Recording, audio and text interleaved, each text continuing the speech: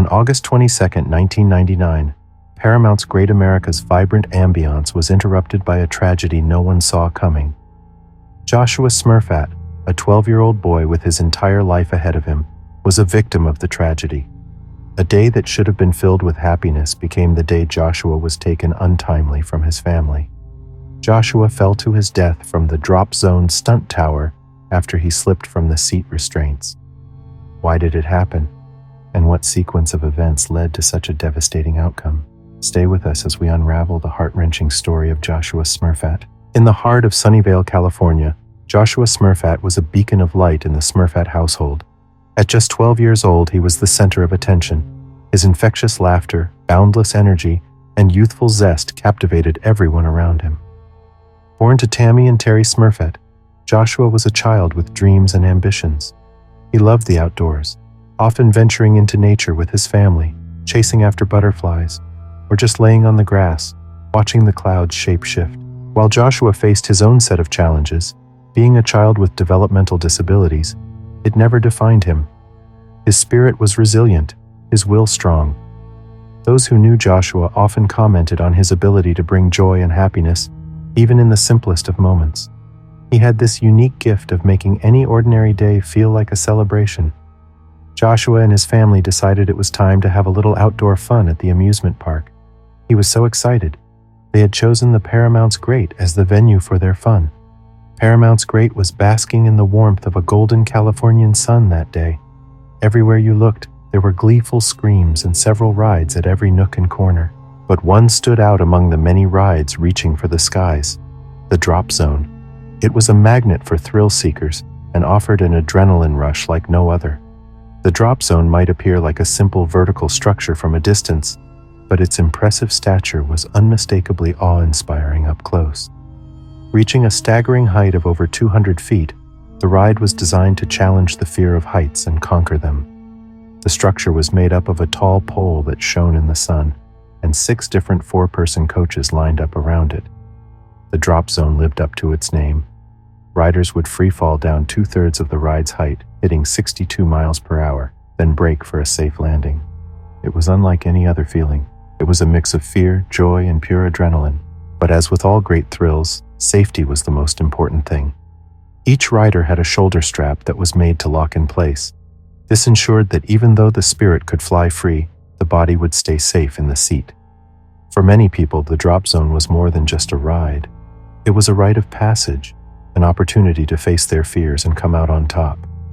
With his characteristic enthusiasm, Joshua was among the brave ones queued for the ride that day. It was clear from his eager eyes that he was looking forward to the drop, the rush, the exhilaration. But just before Joshua's turn, something was amiss.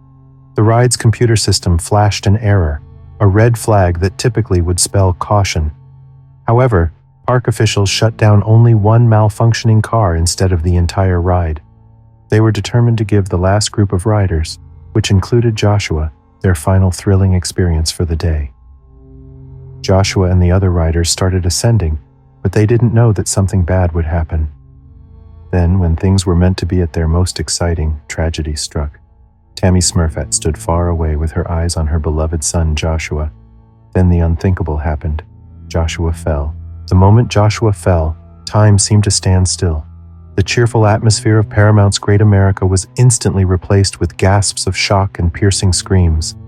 Mothers clutched their children tighter, and onlookers froze, staring in disbelief at the horrifying scene before them. Without missing a beat, the park's paramedics rushed to the scene, their faces etched with urgency. They worked tirelessly, trying to provide any assistance they could to Joshua, hoping against hope. The surrounding crowd was a mix of concern and horror. Many dialed 911, but Joshua died on impact. An announcement echoed over the park's loudspeakers, urging visitors to stay calm and assuring them that the situation was under control. But for many, the shock and grief were too overwhelming to comprehend. A representative from Paramount Great America was on the scene within minutes. Timothy Chanaud, the park's spokesperson, addressed the anxious crowd and the quickly gathered press. "We deeply regret the unfortunate incident on the Drop Zone ride today. Preliminary investigations show that one of the cars malfunctioned. We had isolated that specific car but believed the ride as a whole was safe. We were wrong."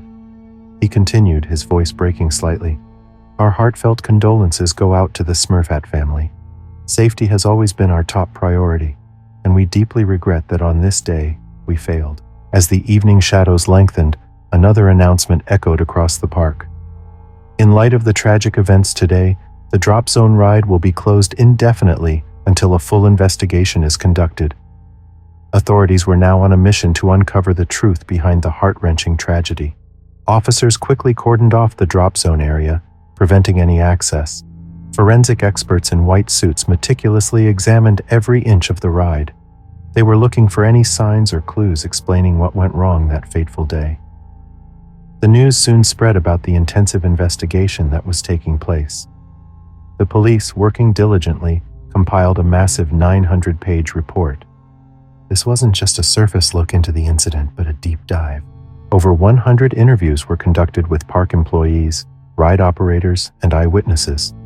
Everyone's version of events was crucial in piecing together the puzzle. However, as often happens in large-scale investigations, conflicting statements emerged. While some witnesses recalled seeing Joshua's safety harness not fitted in place before the ride began the ascent, others believed they had seen him fidgeting. A few even mentioned that Joshua, perhaps out of excitement or nervousness, might have been shifting in his seat, possibly compromising the harness's hold.